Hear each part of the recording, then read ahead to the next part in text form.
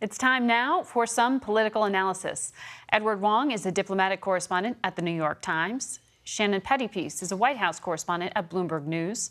Ramesh Ponnuru is a senior editor at the National Review and a columnist at Bloomberg Opinion.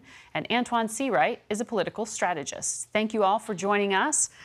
Antjuan, this was a big week for you and fellow Democrats in terms of the first round out of the debates. What is your takeaway? What needs to change between now and when they take the stage in July? I think our candidates have to realize that they are running for our party's nomination and not against each other. And I think that's such an important point, because what we saw during the debate was some heated fellowship among some of our candidates. But I think the focus was lost on the big picture, and that is we have a race to run next year against the Republicans. I also think that we have to, again, probably sing a little louder on the quality of life issues like healthcare, like the economy, like housing, all the things that Democratic voters are hungry and thirsty for, and not just Democratic voters, independent thinkers and independent voters, and even some of those voters who may have voted for the president in 2016, but voted for Democrats in 2018. And Ramesh, what you just heard from Senator Graham was he characterized the debate stage as, too extreme.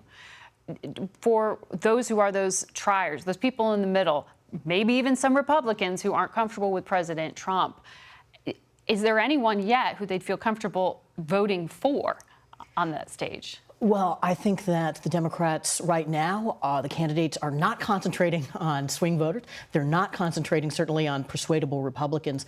And the process of winning the primaries may be pushing them too far to the left on some issues. Look, I think that the Trump reelection campaign had a very good week, not because of anything the president did, but the front runner, Joe Biden, got dinged in the debates. 3 of his top rivals came out for outlining the kind of health insurance that 200 million Americans rely on. They are in a race to the left on immigration. All of these things are going to make people who don't necessarily love everything that the president does think, I don't know if I'm comfortable with this other side. But Margaret, to one point, we saw very few people between the two nights, quote unquote, play with this idea of what the Republicans and some in the right-wing media call liberal. What we saw, I think, holistically, was a real center-left type approach to how we govern and what a policy agenda looks like. There was only 2 people on Wednesday night who raised their hand for Medicare for all, and I think it may have been 2 on Thursday night. So this idea that the party is driving their car to the left, I think is just a false narrative, one that the Republicans are pushing because they know it plays well to their base, but 2, the media, some in the media are pushing this narrative because it's good for political conversation. That does not make it true. Mm-hmm. Warren, Sanders, and Harris are 3 of the top candidates, and they're all for outlining this kind of private health insurance that most Americans rely on. Shannon, pick it up there. Do you see it as a good week for the Trump reelection campaign? Everything went exactly as the campaign had hoped it would and as they expected it would. Whether they have really gone to the left or not, the Trump campaign will use those moments from the debate to make it look like they moved to the left. Whether swing voters are watching the debate or not, they will cut moments from that debate and use them in campaign ads. That to them, this was a television commercial against the Democrats for their 2020 campaign. So it went exactly as they wanted. And on the expectation point, they expected Biden to be a bit off his game. They've been sort of talking, their advisors have been talking for a while about feeling like the Joe Biden today isn't Joe Biden of 2012.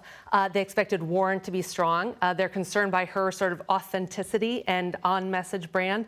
And I think Kamala did catch them by surprise, though. Ed, one of the factors here for any big geopolitical calculations is who's going to be in the Oval Office after 2020. There is this perception that whether it's Kim Jong-un or leadership in Iran, that they're waiting out President Trump. Is that factoring in to some of what we're seeing? Right. I think with Iran, they've been put in a difficult position because the sanctions really are hurting Iran. So I think they have wanted to try and hold out for a change of commander-in-chief in 2020. Now you're seeing them push back a little bit in the Persian Gulf because they think they might not be able to wait out the sanctions that long. Kim is in a different position. I think he has nuclear weapons. He wants to be able to keep them.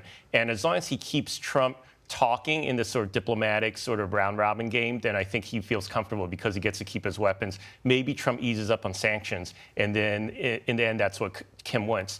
And that's what, as we heard Mike Morrell say, that might be what the U.S. needs in terms of pushing forward on diplomacy. And then maybe in the long run, you ratchet back the tensions. But right now, you do need some diplomatic opening. As one source said to me, Kim Jong-un has to look at this and say, no president but President Trump would take this level of risk of meeting with me. Right. So maybe there's a narrow window of opportunity. But you heard Senator Amy Klobuchar on here say, well, maybe he would just reduce the number of nuclear weapons. That's different than full denuclearization. Right. Are we seeing him? He's kind of shopping for options? I think the stated policy is full denuclearization. I think what we're seeing in this administration, maybe in future administrations, that there might have to be a tacit acceptance of the fact that North Korea is a nuclear power. It's unstated, like with Israel, but that these administrations will have to accept that and figure out how to deal with the nuclear North Korea. I want to go to you, Antjuan, on this next. I want to play for all of you what former Vice President Joe Biden came out the day after the debate and said regarding his past record on forced busing. I want to be absolutely clear about my record and position on racial justice, including busing.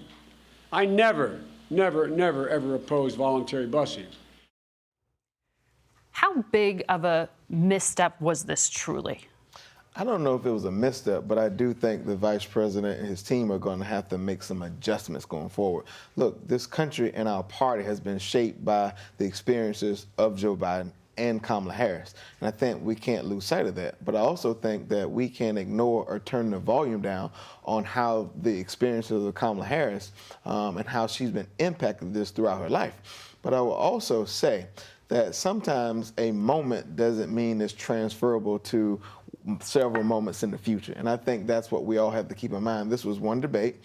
Joe Biden has a strong body of work on issues that have been pro-civil rights and for the improvement of quality of life for African Americans, just like Senator Harris. And I think we just have to get back focused to the big picture, and that is quality of life issues and how we go forward.